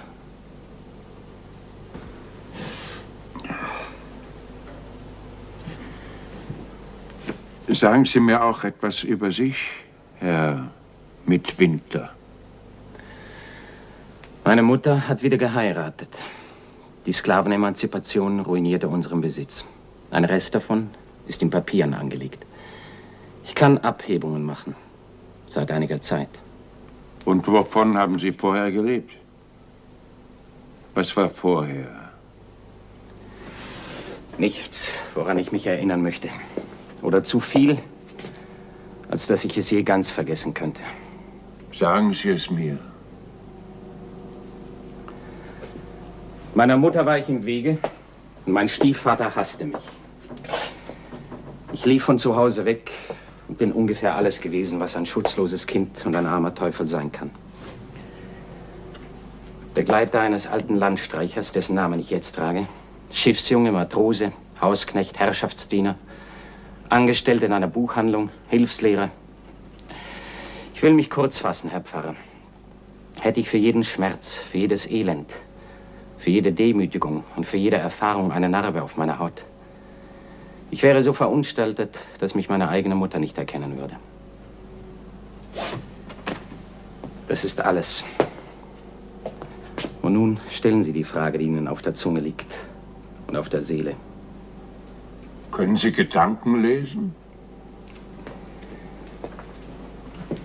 Sie wollen wissen, warum ich dem beschwörenden Appell meines Vaters nicht folge, sondern an Ellens Seite bin. Ja, das möchte ich gerne von Ihnen erfahren. Ozias Midwinter. Weil ich den Teufelskreis durchbrechen will, der die Armadales miteinander verbindet. Weil ich glaube, dass ich eine Möglichkeit habe, das Verbrechen meines Vaters zu sühnen, indem ich Ellen mein Leben weihe und sein Wohl mein erster und mein letzter Gedanke ist. Ich glaube, dieser Entschluss ist besser als Flucht. Besser. Viel besser. 2 Menschen waren gut zu mir. Der eine war jener alte Landstreicher Midwinter. Der andere war Ellen. Ich werde nie vergessen, was er für mich getan hat. Seine Freundschaft bedeutet mir mehr als alles in der Welt. Reichen Sie mir Ihre Hand, Ozias. Ich freue mich, dass Sie den dumpfen Schicksalsglauben Ihres Vaters nicht teilen. Die Vergangenheit wird nie Macht über Sie haben. Und auch über Ellen nicht. Aber da ist noch etwas anderes, über das Sie mir vielleicht Auskunft geben können. Und das wäre? Diese kleine Zofe, die in der Geschichte der Armadales eine so verhängnisvolle Rolle gespielt hat, Ihnen ist sie nie begegnet? Nein, nie. Wie alt könnte diese Zofe heute sein? Mitte 30. Mitte 30. Ja, der Erscheinung nach könnte sie es gewesen sein. Ich verstehe nicht. Ich hatte einmal daheim in Somerset eine Begegnung mit einer fremden Frau. Sie hat Ellens Mutter besucht. Und dieser Besuch hatte böse Folgen für Ellens Mutter. Diese Fremde trug einen roten Schal. Daran erinnere ich mich noch. Und Sie meinen, sie könnte die kleine Zofe von Madeira gewesen sein? Es wäre möglich. Ellens Mutter hat mir einen Zettel hinterlassen, auf dem sie mich bat, Ellen vor dieser Frau zu schützen. Was wissen Sie sonst noch von ihr? Gar nichts. Ich habe nicht einmal ihr Gesicht gesehen. Es war tief verschleiert. Ich erinnere mich nur noch an ihre damenhafte Erscheinung und eben an diesen roten Schal. Und jetzt bedrückt Sie die Vorstellung, dass diese Dame wieder auftauchen könnte. Bei Ellen. Ja. Er hat doch keine Ahnung von den Dingen, die Sie mir eben berichtet haben. Er wird auch nie etwas davon erfahren. Er soll das Bild seiner Mutter so bewahren, wie er es im Herzen trägt. Sie können im Frieden nach Hause fahren, Herr Pfarrer. Ich werde Ellen beschützen, vor allem Schatten der Vergangenheit. Hallo? Hallo? Ach, da seid ihr. Ich habe eine fabelhafte Neuigkeit für euch. Drüben vor dieser Insel soll ein Schiff auf Grund liegen. Ein Schiff? Was für ein Schiff? Ja, ein Geisterschiff. Ach, irgend so ein Wrack. Sie haben mir es gerade drüben in der Kneipe erzählt. Ein Wrack? Ja. Los, Ozias. Ich bin jetzt in der Stimmung. Wir rudern hin, statten dem Ding einen Besuch ab. Jetzt, Ellen, es ist Nacht. Ja, Geisterschiffe kann man nur in der Nacht besuchen, Herr Pfarrer. Schade, dass Sie nicht mitkommen können. Komm. Wir gehen jetzt los. Und der Steuermann wartet schon draußen beim Boot. Es wird ein Mordspaß.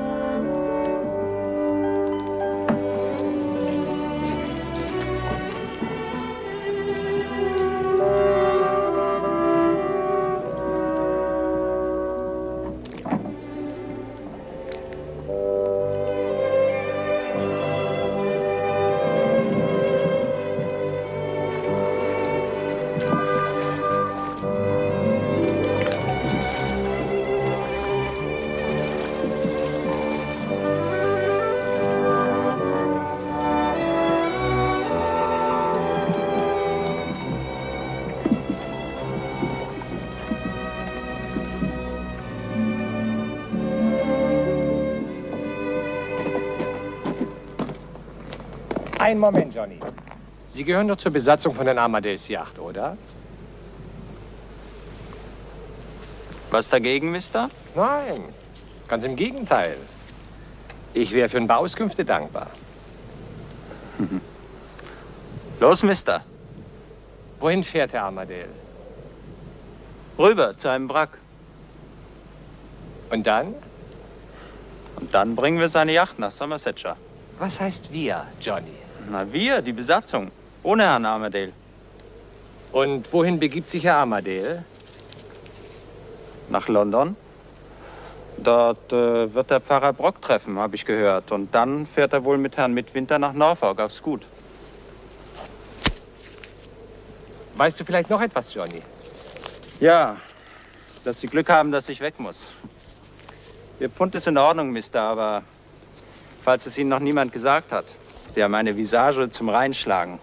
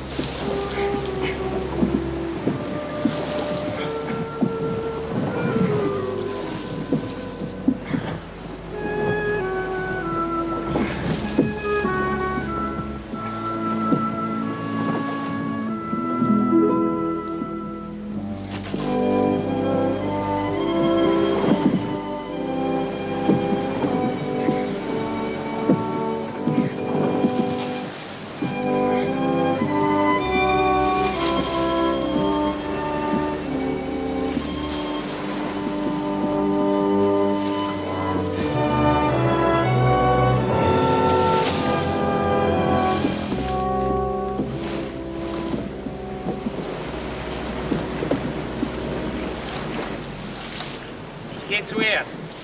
Na gut, in Ordnung. Wirf mir das Seil zu, wenn ich drauf bin. Jetzt! Spring!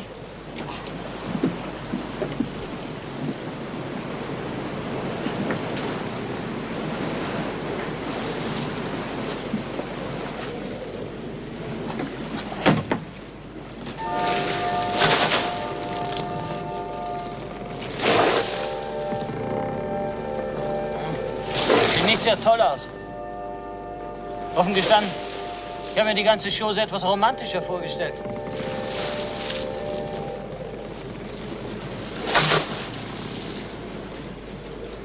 Komm.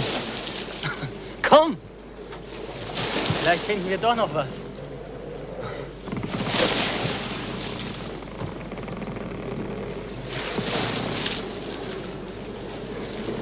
Das obligate Kapitänsgerippe. Mit dem Entermesser im Brustkasten. Und der Golddublone unterm Eckzahn.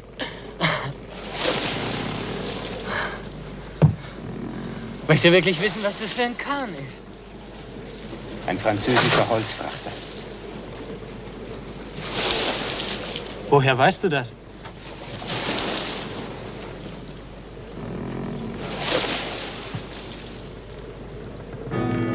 Grâce de Dieu. Tatsächlich ein Franzose. Was ist los mit dir? Ist dir nicht gut? Wahrscheinlich hat mich das Rudern etwas angestrengt. Ah, alter Brandy ist der beste Doktor. Komm, und jetzt? Jetzt schauen wir uns mal die Kajüte an.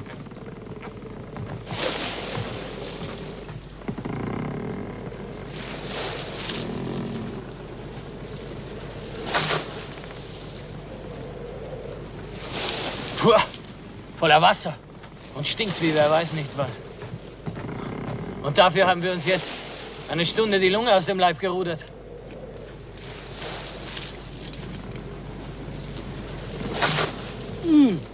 Sieh mal da! Meine Schuld, Alan. Tut mir leid. Ah, macht doch nichts. Weg ist weg.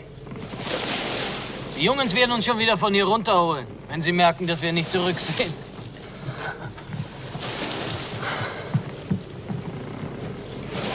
Muss sowieso bald hell werden. Das verdammte Bier in der Schenke hat Licht ganz fertig gemacht. Ich werde ein kleines Nickerchen machen.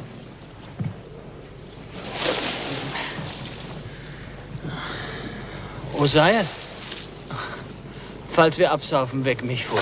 Ja?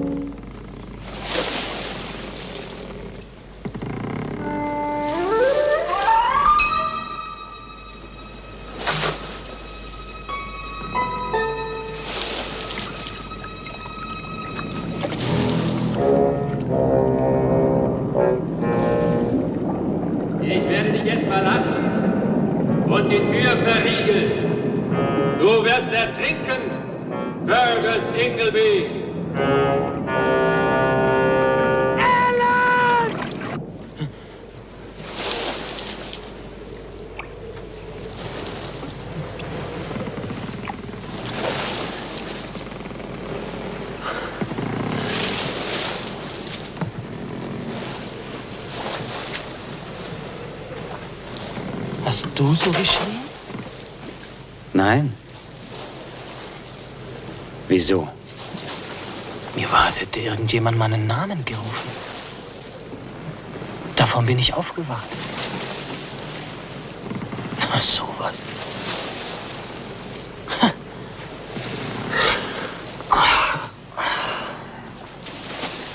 Ich habe einen schauderhaften Blödsinn zusammengeträumt. Ich komme gar nicht los davon.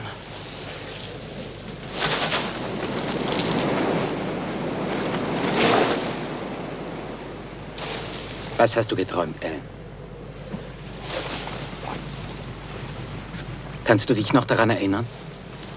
Ja, ganz genau, wie ans Einmaleins in der Schule. Also, ich habe meinen Vater gesehen.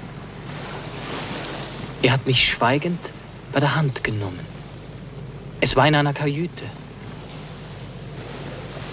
Um uns herum ist das Wasser langsam gestiegen. Und ich bin mit meinem Vater versunken. Dann war ich kurze Zeit bewusstlos. Als ich wieder zu mir kam, hatte ich das Gefühl, ganz allein im Dunkeln zu sein. Tja, dann hat sich das Dunkel geöffnet, plötzlich geöffnet, wie ein schwerer Vorhang. Und ich habe einen einsamen Teich vor mir gesehen, voll mit Seelilien. Ringsherum war hohes Schilf. Und am gegenüberliegenden Ufer stand eine Gestalt, die Gestalt einer Frau. Dann ist es wieder dunkel geworden. Aber gleich darauf hat sich das Dunkel zum zweiten Mal geöffnet. Jetzt war ich in einem Zimmer vor einem Fenster.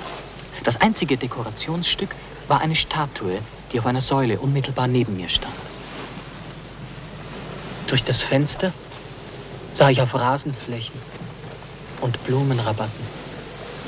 Ein Gewitter zog auf. Man konnte schon die ersten Donnerschläge hören. Und plötzlich sah ich, dass ich nicht allein war. Neben mir war wieder eine Gestalt, aber diesmal war es ein Mann. Der Mann war im Einzelnen genauso unkenntlich wie die Frauengestalt am Teich. Aber er hat sich bewegt. Er streckte die Hand aus in Richtung der Statue, weißt du? So.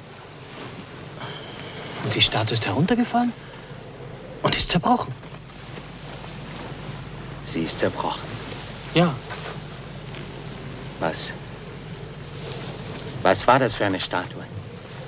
Was stellte sie dar? Das weiß ich nicht. Ich habe mich gebückt und habe die Scherben aufgehoben. Dann ist es wieder dunkel geworden. Weiter. Was war dann? Dann hat sich das Dunkel zum 3. Mal geöffnet. Und jetzt sah ich sie beide, die Frau und den Mann. Sie standen beieinander. Wo? In was für einer Umgebung? Daran kann ich mich nicht mehr erinnern. Ja, warte.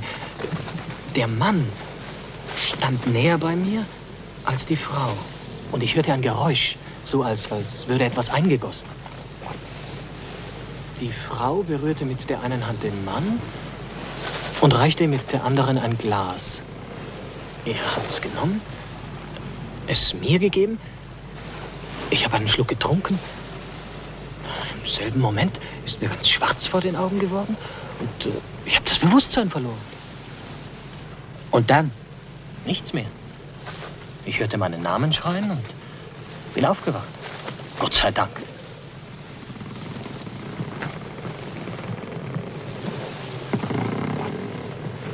Aber Ellen, wie hast du deinen Vater erkannt? Du hast ihn doch nie gesehen. Mutter hatte so eine kleine Miniatur von ihm. Jetzt gehört sie mir. Ich habe sie erst neulich rausgekramt und angesehen. Und die Frau an dem Teich? Hast du sie wirklich nicht erkennen können? Ich habe dir doch schon gesagt, nein. Aber ihre ganze Erscheinung, wie kam sie dir vor? Jung oder älter? Sah sie mehr nach einem Mädchen aus, nein, oder? Nein, sie hatte nichts Mädchenhaftes an sich. Es war eine Frau. Eine erwachsene Frau. Mitte 30? Gott, das kann ich nicht sagen. Wieso übrigens gerade Mitte 30? Ich habe nur gefragt. Ist dir sonst irgendwas an ihr aufgefallen? Ein Detail? Irgendetwas Besonderes? Irgendetwas Auffälliges? Was sollte das sein? Eine Handtasche? Ein Schirm, ein Hut? Oder ein Schal? Nein, nichts. Und zu der Statue fällt dir auch nichts ein? Ach, genauso wenig wie zu dem Mann. Es war niemand zu erkennen außer meinem Vater. Das ist ein merkwürdiger Traum. Ein sehr merkwürdiger Traum. Besonders für jemanden wie mich, wo ich doch normalerweise überhaupt nicht träume. Oder wenn doch, dann habe ich hinterher garantiert alles wieder ratzekalt vergessen. Ellen, diesen Traum wirst du nie vergessen. Nie, hörst du? Du musst ihn dir merken. Jede Einzelheit. Tja, das fehlt mir noch. Erstens glaube ich nicht an Träume. Und zweitens ist mir mein Gedächtnis für so ein Schauertheater viel zu schade. Hallo! Herr Armadale! Ahoi! Ahoi! Steuermann! Steuermann, ahoi! Na, endlich! Weißt du, was ich tun werde, wenn wir wieder auf der Yacht sind? Ich werde diesen verdammten Traum mit einem hochkarätigen Frühstück, bestehend aus Tee, Schinken, Spiegeleiern und so weiter, ein für alle Mal begraben.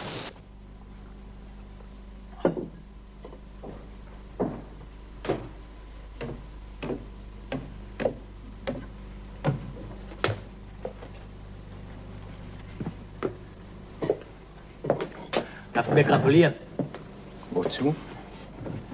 Ich habe soeben eine enorm wichtige Entscheidung getroffen. Aha, worüber? Über ein Problem in meiner Eigenschaft als Gutsherr von Thorpe Ambrose. Nachbarschaftsproblem. Klingt dir sehr eindrucksvoll. Was war das Problem? Auf dem Gut ist ein Cottage, sehr idyllisch, kleinen Garten und so weiter. 2 Parteien haben sich darum beworben, ein alter Anwalt und ein alter Major, AD. Milroy heißt er übrigens. Und wem gibst du es? Ich habe mich gegen die Justiz und für die Armee entschieden. Durch, hurra! Und warum kriegt der Major das Cottage? Ja, der alte Anwalt ist Junggeselle, der Major ist auch alt, aber er hat eine junge Tochter. Nur aus diesem Grunde? Weißt du einen besseren? Ich bin überzeugt, dass dieses Fräulein Milroy ein phänomenal attraktives Mädchen ist. Ich muss ja auch etwas sagen, Ellen. Was Erfreuliches oder was Unerfreuliches? Ich kann dein Angebot nicht annehmen. Du willst nicht mit nach Thorpe Ambrose? Nein. Aber du hast es mir doch schon zugesagt. Ich habe es mir noch einmal überlegt. Ich kann nicht. Warum kannst du nicht? Weil ich keine Lust habe. Ich habe keine Lust, genügt das nicht? Schrei mich nicht an, du Idiot, sonst schmeiß ich dich ins Wasser. Nur zu, tu dir keinen Zwang an, dann ist endlich Schluss zwischen uns beiden. Ja gut, wenn das alles ist. Wenn das alles ist, das kannst du haben. Du bist mir zu kompliziert. Ich bin ein einfacher Kerl, ich bin für Ja und Nein. Und beides gerade heraus und ehrlich. Du mit deinem ewigen Spitisieren. Das steht mir bis zum Hals. Ich hab's satt. Verstehst du, ich hab's satt.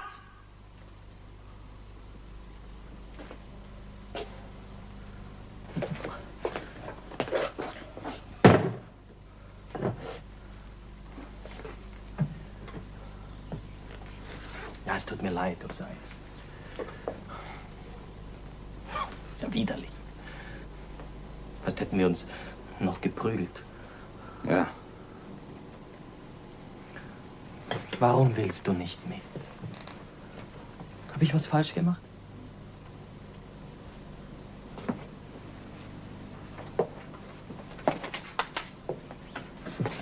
Was ist das, ein Abschiedsbrief?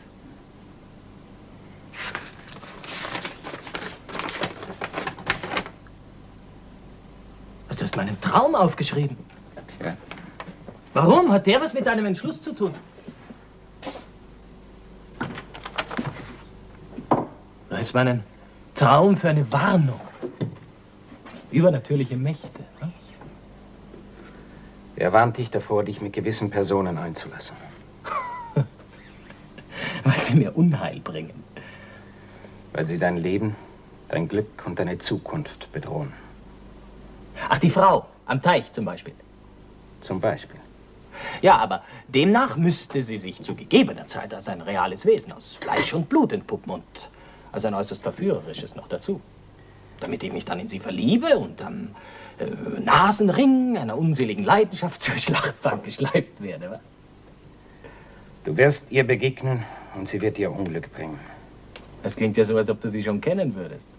Ist sie wirklich so aufregend? Ich kenne sie nicht, Ellen. Aber ich kenne eine andere Person in dem Drama, das dir dein Traum zeigt. Ja, den Mann in dem Zimmer mit der Statue. Ja. Ich bin dieser Mann, Ellen. Osiris. Das sind doch Hirngespinste. Das sind keine Hirngespinste, Ellen. Ich werde dir Unglück bringen, wenn ich bei dir bleibe. Das weiß ich jetzt. Dann musst du mehr wissen als ich. Vielleicht ist es so. Weißt du was, behalt dein Wissen für dich. Oder erzähl es Pfarrer Brock, wenn wir ihn nächste Woche in London treffen. Osiris, wir wissen alle, dass wir sterben werden.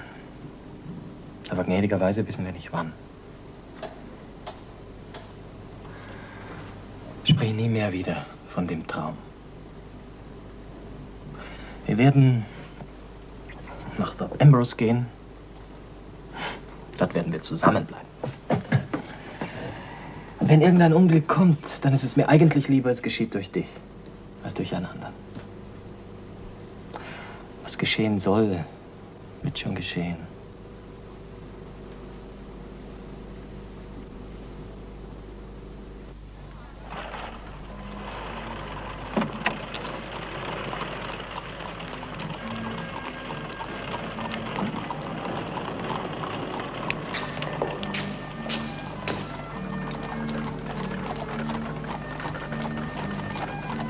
Ja, Herr Pfarrer, unser London wird immer größer. Bald wird Ihnen ein bescheidenes Hotel nicht mehr genügen. Aber wenigstens schönes Wetter haben Sie uns mitgebracht. In Somerset hat es geregnet, als ich abfuhr. Ja, ich habe noch etwas in der Stadt zu besorgen, aber ich werde rechtzeitig zurück sein, wenn Herr Armadale und Herr Midwinter eintreffen. Nun, die Herrschaften kommen ja erst mit dem Abendzug. Darf ich mir die Frage erlauben, Herr Pfarrer?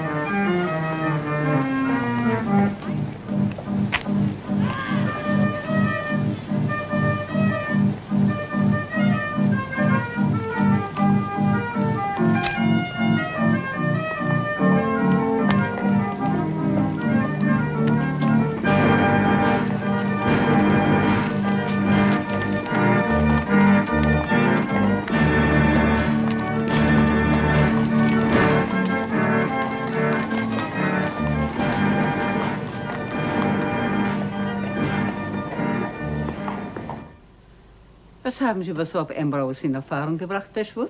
Das Herrenhaus ist hergerichtet worden. Ah. Herr Armadale und Herr Midwinter werden in den nächsten Tagen erwartet. Mhm. Weiter? Das Cottage ist einem Ex-Major namens Milroy vermietet worden. Interessiert Sie vielleicht Näheres, Frau Aldershaw? Mich interessiert alles. Der Major ist ein spleeniger alter Knabe, der seit seiner Pensionierung an einer Wunderuhr herumbastelt. Er hat eine kranke Frau und eine Tochter. Wie alt? Sie ist 18 und heißt Nellie. Hübsch? Sehr hübsch, Frau Aldershaw. Sehr mager, Ihre Mitteilungen, Bashwood. Im Gegensatz zu den Kosten, die mir Ihre Detektei in Rechnung stellt. Sie würden besser fahren, wenn Sie direkt mit mir abrechnen würden, Frau Aldershaw. Bei privaten Kommissionen bin ich viel ergiebiger als im Angestelltenverhältnis. Was würden Sie für eine höchst erfreuliche Nachricht anlegen, Frau Aldershaw? Auf den Penny so viel, wie sie wert ist, Bashwood. In Ordnung. Der Major sucht eine Gouvernante für Fräulein Nellie. Sie haben eine Andeutung gemacht, dass Ihre Freundin gerne eine Stellung dieser Art in der Umgebung von Thorpe Ambrose antreten würde. Sein, dass ich das mal gesagt habe, Bashwood? Es werden gute Manieren, ein einwandfreier Leumund und gute Kenntnisse in Musik und Fremdsprachen verlangt. Meine Freundin ist eine Dame. Mehr brauche ich wohl nicht zu sagen, Bashwood. 5 Pfund für die Nachricht jetzt gleich, Frau Aldershaw. Und das Doppelte, wenn ich Ihrer Freundin die Stellung beschafft habe. Einverstanden?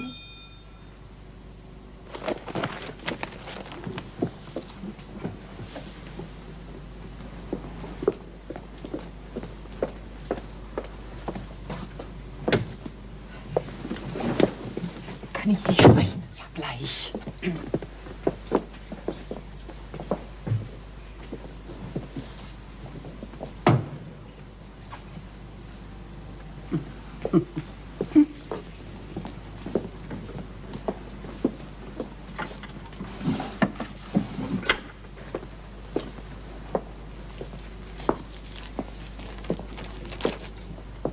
Hier. Es werden eventuell Zeugnisse nötig sein. Ich könnte sie Ihrer Freundin preiswert beschaffen. Danke, Bashwood. Wir haben ausgezeichnete Referenzen. Grüße an die Mädels. Übrigens, ist die verehrte Kundschaft, ich meine, sind die Herrengäste noch zufrieden? Das geht Sie nichts an, Bashwood.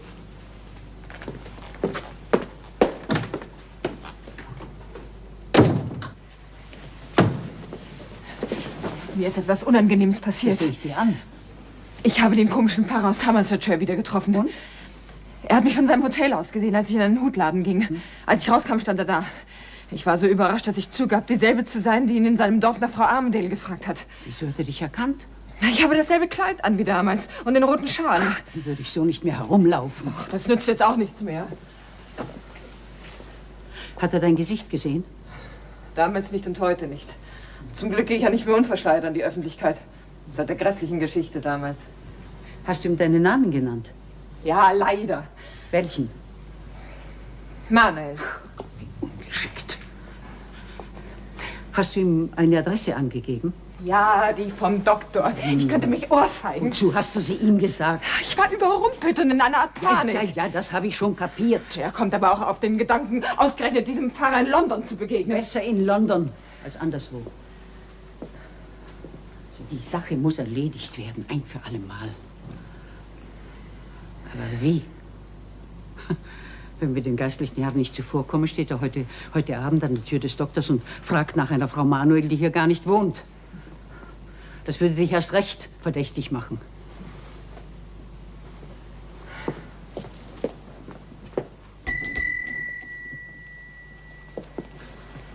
Bitten Sie den Doktor herein. Jawohl. Was hast du vor? Lydia, eines Tages sollst du Ellen Armadales Gattin sein. Die Herrin von Thorpe Ambrose. Komm. Ich bin genau wie du der Meinung, dass die Schuld von Frau Armadale Madeira noch keineswegs abgezahlt ist. Sie ist tot. Also, halte dich an ihren Sohn, pack den Stier bei den Hörnern und heirate ihn. Heiraten? Hast du überlegt, wie alt er ist und wie alt ich bin? Unsinn. Jeder weiß, dass dass gerade junge Männer sich besonders gern in reifere Frauen verlieben. Ich werde dir zu einer Gouvernantenstelle auf dem Gut verhelfen. Ja, das ist der erste Schritt. Bist du erst dort, musst du damit rechnen, dem Pfarrer zu begegnen. Wenn das geschieht, darf er nicht auf den Gedanken kommen, dass du dieselbe Person bist, die ihn in Somersetshire und hier getroffen hat. Er hat dein Gesicht nie gesehen? Nein. Das ist das Entscheidende.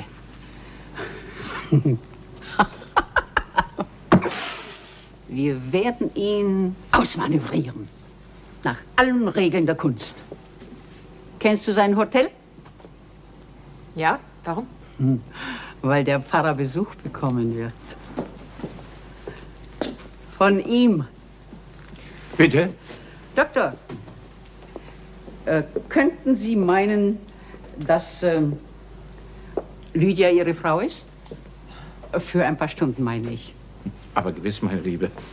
Unter bestimmten Voraussetzungen durchaus. Und könnten Sie sich auch denken, dass Sie im Begriff sind, sich mit Ihrer Frau ins Ausland zu begeben? Sehr weit. Sagen wir nach Südamerika. Aber meine Damen, bewährten Freunden hilft man doch gern aus einer kleinen Verlegenheit. Informieren Sie mich gütigst etwas genauer über das Problem und ich kremple die Ärmel hoch und operiere. Ich stehe in Ihrer Schuld, Herr Pfarrer. Ohne die Angst, in die meine Frau heute durch das Zusammentreffen mit Ihnen versetzt worden ist, hätte es ein Geheimnis, eine Unwahrhaftigkeit gegeben zwischen ihr und mir. Und so etwas sollte nicht sein zwischen zwei Menschen, die nach Jahren der Trennung und des Zerwürfnisses wieder zueinander gefunden haben und entschlossen sind, ein neues Leben zu planen. Drüben in Brasilien, wo ihre Ehe einst begonnen hatte und wo sie einmal, ich glaube, ich darf das sagen, glücklich gewesen sind. Sehr glücklich. Die jugendliche Verfehlung meiner Frau damals auf Madeira war mir bekannt. Jenny hat sie oft und bitter bereut. Dass sie Frau Armadale besuchte und sie um Geld gebeten hatte, habe ich bis heute nicht gewusst. Das war bevor ich nach England kam und mit ihr wieder in Verbindung trat. Jenny hat es mir verschwiegen. Sie schämte sich. Sie glaubte wohl auch, ich würde es nie erfahren. Sicher wäre es besser gewesen, wenn dieser Besuch nicht stattgefunden hätte, aber Jenny handelte aus Not. Und Not ist ein schlechter Ratgeber, Herr Pfarrer. Das weiß ich, Herr Manuel. Ich bin froh darüber, dass sie es mir vor unserer Ausreise eingestanden hat. Jetzt herrscht Klarheit zwischen uns. Dank Ihnen, Herr Pfarrer. Und voll Vertrauen blicken wir in die Zukunft. Möge sie eine glückliche sein für Sie beide, Herr Manuel. Glauben Sie, Sie können es über sich gewinnen, meiner Frau zum Abschied die Hand zu reichen? Aber natürlich, gern. Sie wartet draußen im Wagen. Jenny, Pfarrer Brock ist da. Oh, das ist eine große Ehre für mich. Aber nein, ich freue mich, dass wir in Frieden scheiden. Hier ist das Geld, das ich von Frau Armadale erhalten habe. Bitte geben Sie es dem Sohn zurück, Herr Pfarrer. Nein. Ellen Armadale weiß nichts von Ihrem Besuch. Und ich sehe keine Veranlassung, ihm nachträglich davon zu erzählen. Im Übrigen kann er jetzt leicht auf die Summe verzichten. Aber es gibt doch sicher einige bedürftige Menschen in Ihrer Gemeinde, die es brauchen könnten. Die gibt es allerdings, Frau Manuel. Bitte geben Sie es denen. Dafür nehme ich es gern. Gott segne Sie. Adieu. Und vielen Dank für alles.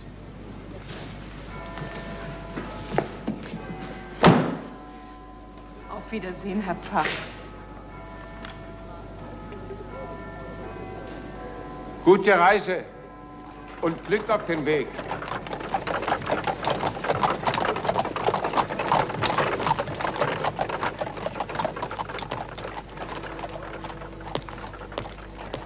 Wen haben Sie denn da verabschiedet, Herr Pfarrer? Die Sorge, wo sei es? Die Dame aus Somerset. Die Frau mit dem roten Schal. Was? Sie haben sie getroffen? Ja.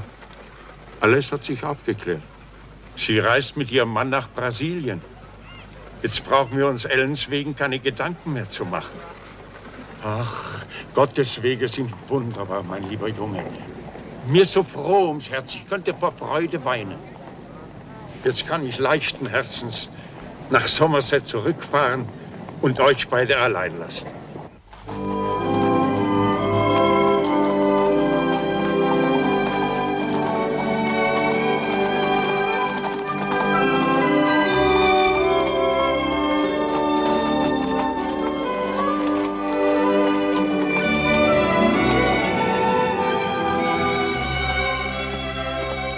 Hier werden wir ein herrliches Leben haben, Osiris.